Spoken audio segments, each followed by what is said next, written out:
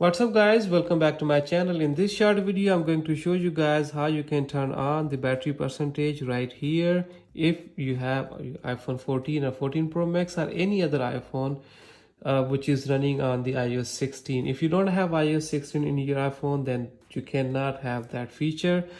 So it's easy to understand what's the exactly amount of battery left if we can see the number over here, battery percentage. So right now it's difficult to guess how much battery is left.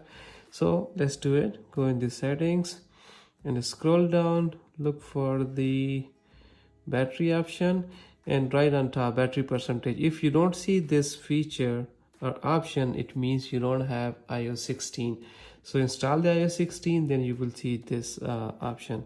So just click it on and go back on the main screen, like it's showing 54%. So it's easy to understand the battery percentage now.